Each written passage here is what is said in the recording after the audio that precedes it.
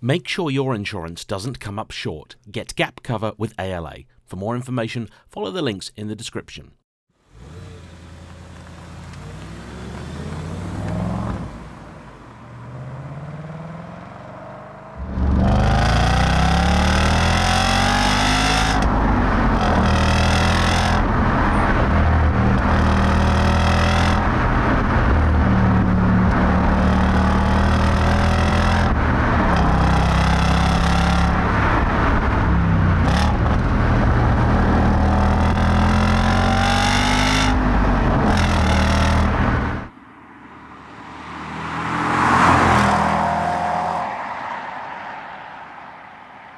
Hello everybody.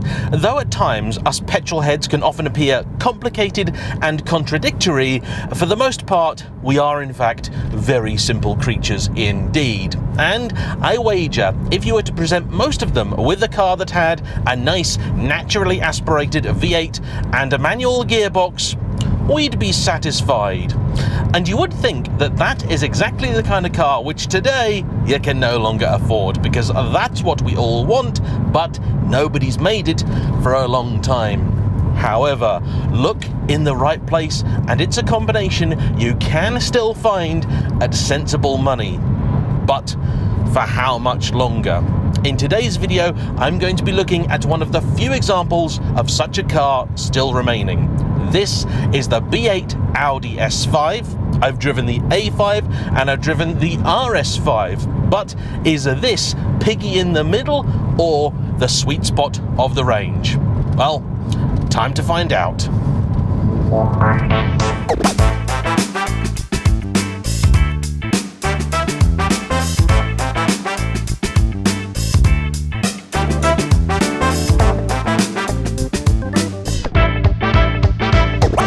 Today's video is dedicated to a man called Brian, who not that long ago emailed me, and here is what he had to say. Hi Jay, I'm a new fan of your channel and your honest reviews. Years ago, you did a fantastic video series about cars for young people. What would you recommend for someone who is about to become middle-aged and wants to buy their first performance car?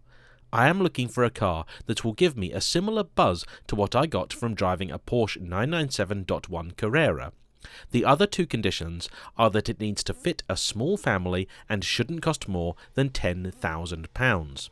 Saving for a house means that I can't afford to have a performance car sitting right in front of my flat.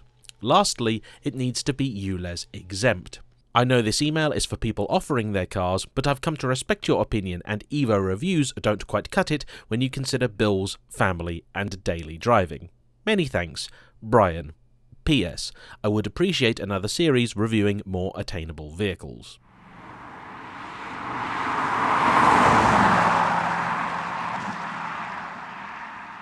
After getting that, I put my thinking cap on and said to Brian, okay, couple of random ideas, Subaru Impreza or Jaguar XFR. He then responded and said, yeah, nice ideas, but I don't want to buy a car that's particularly unreliable. So Brian, what you're saying is that you want something that is fun, fast, practical, affordable, and reliable. Now, in my business, we call that wanting to have one's cake and eat it too. But undeterred, I started thinking, you know, we gotta help Brian, because there are a lot of Brians in the world. Not all in his position for the same reason, but there are plenty of petrol heads or would-be petrol heads out there that want to get themselves something interesting and usable, which isn't going to break the bank either in terms of purchase price or running cost. Now, compromises will always have to be made, at no matter the price point, but particularly at a low one such as that. And yes, I hate to break it to you, £10,000 is no longer the amount that it once was. And just for some context, if you're a similar vintage to me, in your 30s, or maybe even a little bit older, and 2000 doesn't feel that long away, well, inflation dictates that your money now is worth about half what it was then. So £10,000 today is roughly equivalent to £5,000 in 2000. All of a sudden, doesn't sound like that much, does it? But with that in mind, here is a car that if you were feeling particularly brave, you could pick up for £5,000 now, or if you're a little more sensible, you could pick up a good example of for closer to 10. Time then, I think, to look at the case for the prosecution and see what exactly it is that makes the S5 so tempting. First off, this is based on the B8 generation Audi A5, the first of its nameplate, and a car that even today is still a pretty good looker, both outside and in. The S5 joined the lineup on launch back in 2007, and up front you would have found a 4.2 litre naturally aspirated V8, making 349 horsepower and 325 pounds-feet of torque. That's 440 Newton meters. The model line was then joined by the S5 Cabriolet and the Sportback. That's the four-door version, which in all honesty I don't understand, in the same way I don't understand a BMW 4 Series Gran Coupe. The S5 is a two-door coupe version of a four-door saloon. You want a four-door, you buy the darn saloon, in this case the S4. However, putting that aside for a moment, what made this particularly unusual is the fact that for the coupe, you got this lovely V8, but the Cabriolet and the Sportback got a supercharged 3-litre V6. A fairly unusual engine. I can't really think of any other time when Audi have used a supercharger as opposed to either natural aspiration or a turbo or two. And in spite of the fact that was then attached to marginally heavier cars, it actually made slightly less power, by some 20 horses, and exactly the same amount of torque. Though if you are familiar with it, you'll know that, unlike this, is a very tunable engine, and with not much effort, can be made to go at least as quick, if not quicker, in a straight line anyway, than the RS5, which joined the lineup a little bit later on.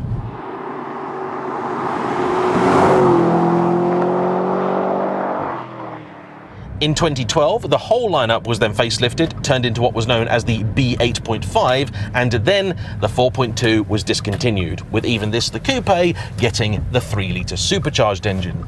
And the other big difference was in terms of gearbox, where in the Cabriolet and Sportback, attached to that 3-litre supercharged V6, you could have the then new S-tronic gearbox, Audi's name for VW's DSG dual clutch system. In the coupe though, you'd get a 6-speed, the others were 7, regular torque converter automatic, branded as Tiptronic.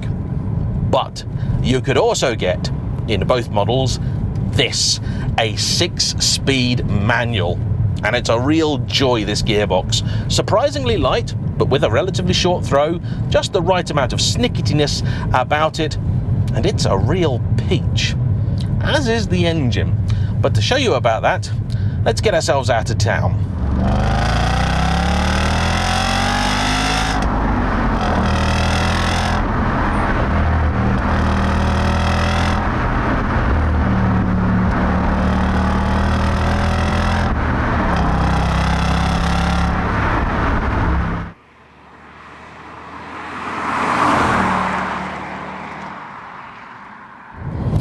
It's not the powerhouse that the later RS5 is, and certainly nowhere near the likes of an E92 generation BMW M3. In fact, I did always feel quite sorry for the S5, because it was always compared with the M3, and the truth is, that was never its natural rival. Instead, that would have been the likes of the 335i. And if I'm being perfectly honest, group tests, they're funny things because they're very often conducted by people that are looking for one particular thing.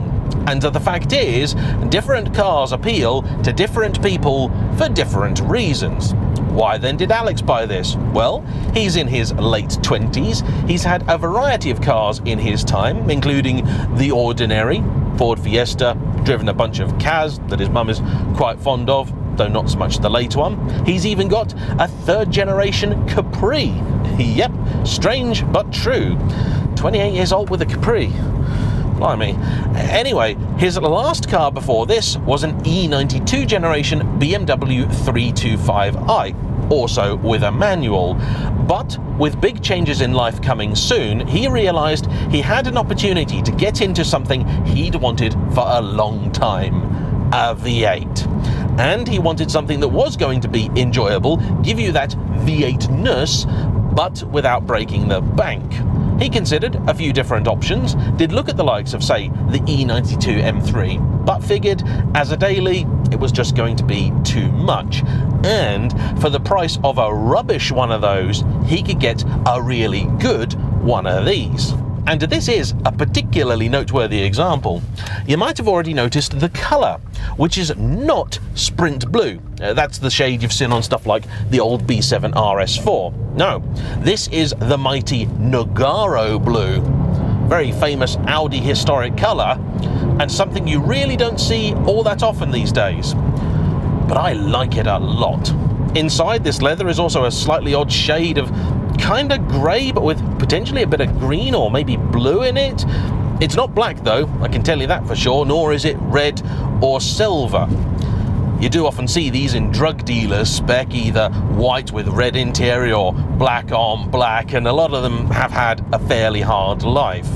This, being a 2011, is a fairly late example, also something you don't often see, because by this point the RS5 was out, and that's generally what petrol heads went to buy. Nearly everybody else bought an A5 diesel.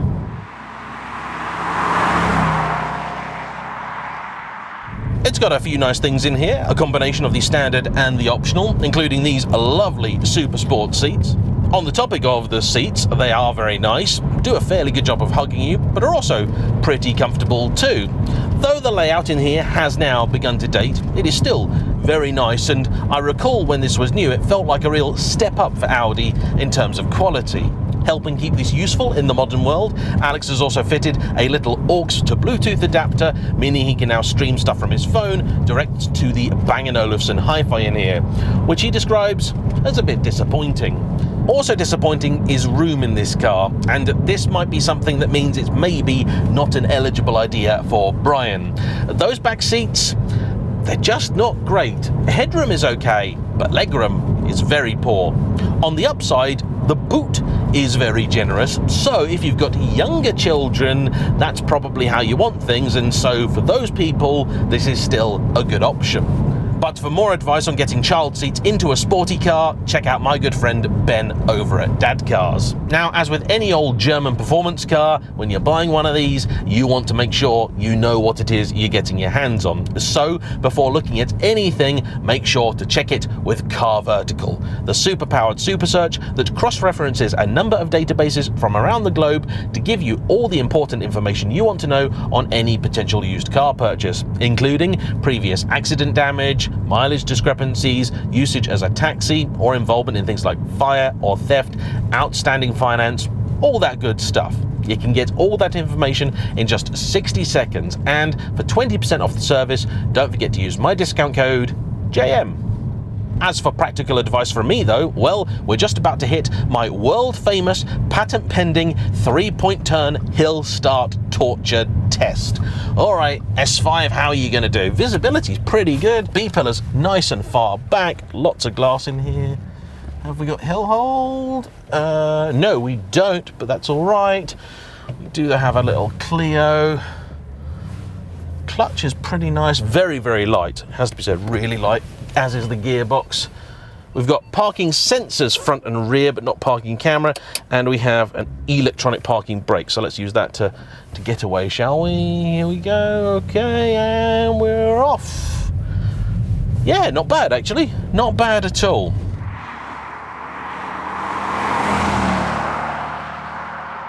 I am also really loving this engine. It's just a joy. The fact it doesn't have that much power and doesn't rev quite as high as the RS's one also means that you can enjoy it for a little bit longer on a road like this.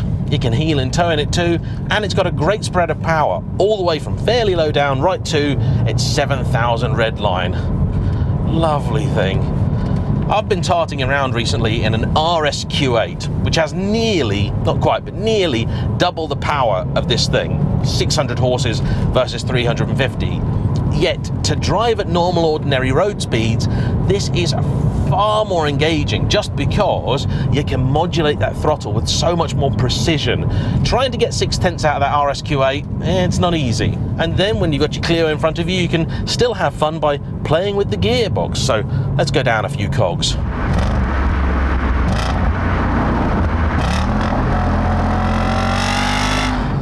Oh, love it. As is Audi S-Car tradition, this also comes with standard fit Quattro, here a Torsen system. Of course, BMW fans will always be quick to tell you that these are horrible, understeery, front-heavy things and not much of a sports car at all. And I would say, yes, on track, that is absolutely true, and I'm sure it would be a terrible, terrible thing to set a lap record in. But that's fine, because I wager not many of these ever went anywhere near a racetrack. This one certainly hasn't. Instead, the way to view this is more as a European muscle car. So when I compare it to the Dodge Challenger that I recently drove, in spite of the fact that is near a decade this car's junior, this feels very nicely put together in here. The engine is fantastic, the gearbox brilliant. It's got a lot going for it, this. Oh, fabulous. There really isn't anywhere near enough go to really upset the thing, certainly in a straight line on a day like this. The car's got brand new Falcon tyres. They are 255 wide all round and wrapped around rather gorgeous 19-inch rims. So then, all pretty good. Should Brian buy one of these? Maybe. There are a couple of issues. And the big one is not one that maybe you need to worry about. This engine, specifically the lower powered variant of it, has a well-known issue with timing chain failure. And it's a big deal because it's in a very, very inaccessible place. Such a big deal that sometimes doing it is more than the entire car is worth. But Alex believes this car, by virtue of being a later one, the S5 as a model I'm talking about here, it's okay. Now I can neither confirm nor deny that, so Audi fanboys, hop into the comment section down below and tell me, is that true or not? Of course, these are now cars of a certain age. They're 15 to 18 years old for the most part, and that means maintenance is a thing that cannot be ignored. They are big, thirsty German muscle cars. Yeah, sure, when you're being sensible, you'll do decent economy, but you'll spend a lot of time going, whee! And to do that, the economy's probably going to suffer a little bit. But on a run, I'd say you get somewhere in the high 20s, maybe even into the low 30s, if you're careful. Rest of the time, yeah, budget on economy closer to an average of about 20. And if you do that, hopefully you'll be safe. Now, far as I'm aware, this car is entirely standard, at least in terms of mechanical specification. It's had an RS grille fitted to it, and some of the badges blacked out, things Alex is keen to point out he did not do, but the rest of it, we think, is as it left the factory all those years ago. And the suspension, this does feel like it is on its original suspension, and though it works in basic terms, it's neither particularly brilliant in the bends nor amazing when I'm just poodling about. It's a little bit fidgety, a little bit bouncy, never quite settles. It doesn't ruin things, and young people, young men in particular, are generally pretty good at putting up with that kind of thing, but it's just not as great as it could be. However, the fly in the ointment for me, and what kills this car as a sports car, and potentially for Brian, remember his yardstick is a 997 generation 911, it's this steering. It's horrid, really overly assisted at all times, virtually no feel or feedback coming through it whatsoever. And this is particularly disappointing, having come recently from the RS5, which is just magnificent by comparison. Sure, not perfect, but leagues better than this. Even if this were an A5, I think I'd be disappointed. I mean, look, that's how light it is. Yeah. And there is no sport button in here, there is no dynamic mode, no little checkered flag anywhere that I can press and magically fix it. This is what it's like. and that's a real shame. And not everybody's into good steering. I mean, I don't know why. I think it's really important. It's your major point of contact with the car and therefore the road. But if you're talking about 911s, the 997 in particular, what makes them great is their fantastic steering. You get up to about 60 and this does give you just a little bit of something, like a hint, a promise of maybe feel or feedback, but one that it never delivers on. Still, you could console yourself by doing this all the more often.